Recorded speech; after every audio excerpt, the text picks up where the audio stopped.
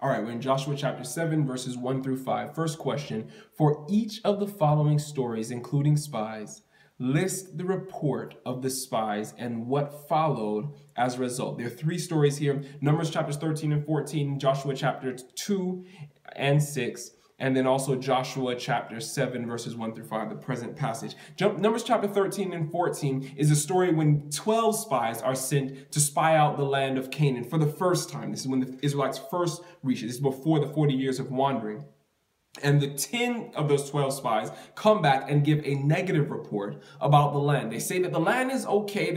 They bring back the fruit of the grapes and they say it's a good land, flows with milk and honey, yes. But they say that the people are strong. They have walled cities. They're giant people. And so as a result, they say that they should not go because they're not going to be able to take the land. Two of those 12 spies, Joshua and Caleb, return with a good report and say, yes, we can take the land because the Lord is with us. Chapter 2, you know of Joshua, you know this story. This is the story of Rahab, the two spies that are sent to Jericho to look at the land, and they stay with Rahab, and as a result of that, they realize that the land is ready for the taking. I'll read their report in the end of chapter 2. They say in verse 24, they said to Joshua, the Lord has surely given the whole land into our hands. All the people are melting in fear because of us. That's their report. In chapter 7, verses 1 through 5 here of Joshua, we find another spy story here. In the end of verse 2, Joshua says to them, go up and spy out the region. So the men went up and spied out Ai. And they return in verse 3, and they say, not all the army will have to go up against Ai. Send 2,000 or 3,000 men to take it, and do not weary the whole army, for only a few people live there. That's why they say that only 2,000 or 3,000. The result of that story is they lose the battle and they are miserably defeated. They run from the people in fear.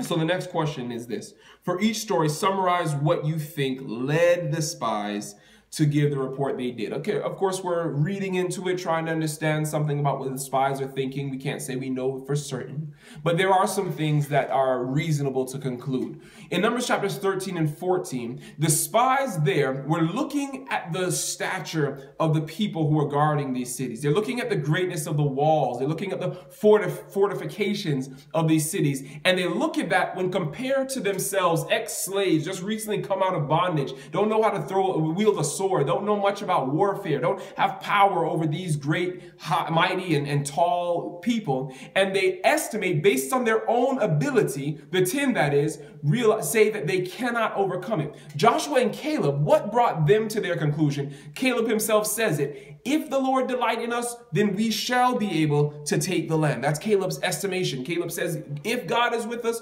we can surely fight this land. Caleb's looking at it not based on their ability, but based on God's ability. And the only question he wants to answer is God with us? Does God delight in us in this endeavor? And if so, we are well able to accomplish it. That's his words. Chapter 2 of Joshua, the spies that are sent, the two spies that are sent into Jericho, why did they come to their conclusion that, yes, God has surely given us this land? They gave it based on Rahab's testimony. They also, just like those in Numbers chapter 13 and 14, saw high walls. Jericho was well fortified. They, of course, had a strong standing army, of course, as well. But what was it that they saw that determined that they did not have to fear? They came to this conclusion based on Rahab's testimony. They saw evidence of God being with them in this battle. They saw that God had put his fear in the people of Jericho, and then surely that was an indication that God was with them. And so that's why they concluded they could take it. The last one in Joshua chapter 7, why did they come to their conclusion? Very interestingly, they came to the opposite conclusion of the spies of chapter 13, the 10 spies of Numbers 13 and 14. However, I believe it was because of the same reason that they came to this opposite conclusion.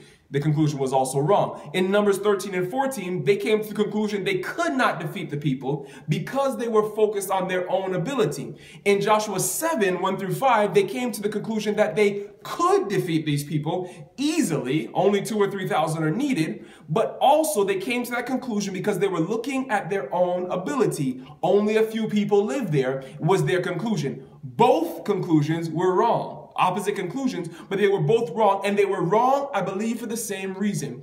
when we're looking at any endeavor, anything we're going to engage in, this is going to the last question now, when we're evaluating these things to determine whether we are able to accomplish it or not, if we are looking at our own ability, whether might or weakness, our strength or our weaknesses, if we are looking at our own ability, as in Numbers 13 and 14, or in Joshua 7, 1 through 5, if we are looking at it from that perspective, we will always come to the wrong conclusion.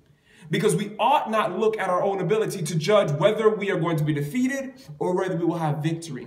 Like the two spies in Numbers 13 and 14 and the two spies in Joshua chapter 2, we ought to look and answer that singular question: is God with me in this endeavor?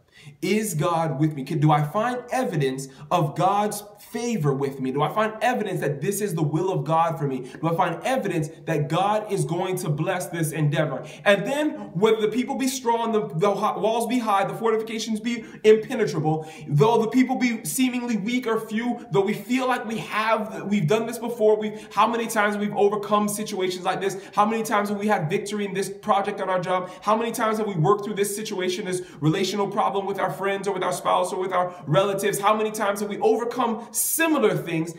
If we look at it not from the fact that we have the ability based on previous experiences or our own intellect or our strength or any other thing, but we look at it, is God with me in this endeavor? That singular question will answer whether we will be able to accomplish it or not. It is true, unfortunately, that sometimes we do accomplish victories without answering this question. And what those things serve to do is bolster us up to make more decisions like Joshua chapter 7. We make more decisions without seeking God, without asking God's guidance, without considering whether or not God's blessing is with us in this.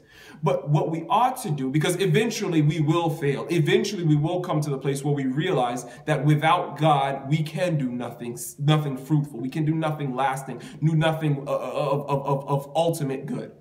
When we finally come to that realization, it will be unfortunately too late. We will unfortunately incurred a great deal of loss. But better if we can come to that realization now. Better if we have something before us. If you're thinking about doing something big or small, you have something you need to do today. You have some big endeavor. If you're in a relationship thinking about marriage, if you're in a marriage thinking about having children, if you a child yourself thinking about going to college, if you're in college thinking about changing your major, if you have some big decision, don't evaluate it based on your own ability.